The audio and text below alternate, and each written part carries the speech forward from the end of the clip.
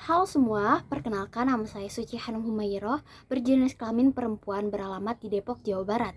Saya pernah bersekolah di SMA Negeri 5 Depok dan saat ini tengah menempuh pendidikan S1 saya di Universitas Negeri Jakarta pada program studi sastra Indonesia. Saat ini saya tengah menjadi staf Biro People Development di KMPF UNJ dan juga sebagai staf Badan Legislasi di LLMP Sastra Indonesia. Saya memiliki hobi membaca, menulis, mendengarkan musik, serta fotografi. Video ini saya buat untuk memperkenalkan BIPA atau Bahasa Indonesia bagi penutur asing. So, tak perlu berlama-lama, yuk kita berkenalan dengan BIPA. Sebelumnya, apa itu BIPA? Nah, banyak ahli yang mendefinisikan BIPA, seperti halnya Alwi Shihab, seorang ahli bahasa dan mantan Menteri Luar Negeri Indonesia, menggambarkan BIPA sebagai disiplin yang bertujuan untuk mengajarkan bahasa Indonesia kepada penutur asing dengan tujuan untuk berkomunikasi dan berinteraksi dengan masyarakat Indonesia. Ada pula Suryadi. Menurutnya, BIPA adalah bidang kajian yang berfokus pada pengajaran dan pembelajaran bahasa Indonesia kepada penutur asing dengan pendekatan yang sesuai dengan karakteristik dan kebutuhan siswa.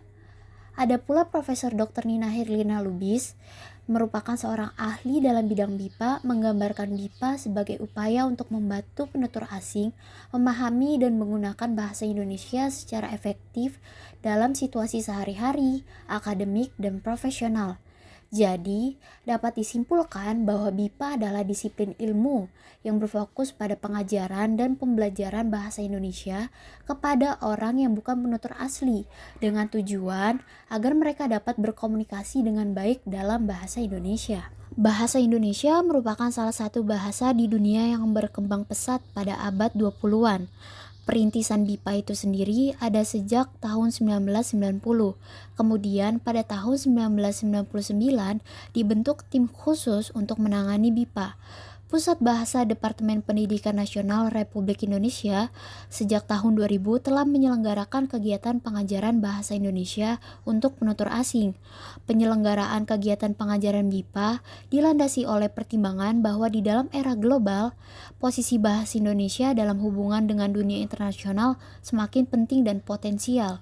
Dengan demikian, besar harapan bahasa Indonesia untuk menjadi jembatan dalam berbagai hubungan kenegaraan.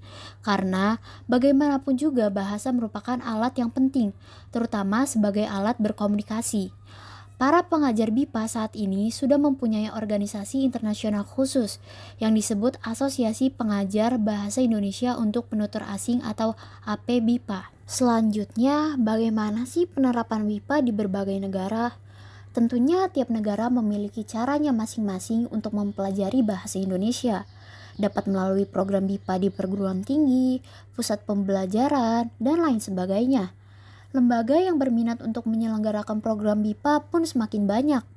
Untuk memfasilitasi kebutuhan tersebut, Badan Pengembangan dan Pembinaan Bahasa melalui KBRI Washington DC membuka kelas virtual bahasa Indonesia di KBRI Washington DC.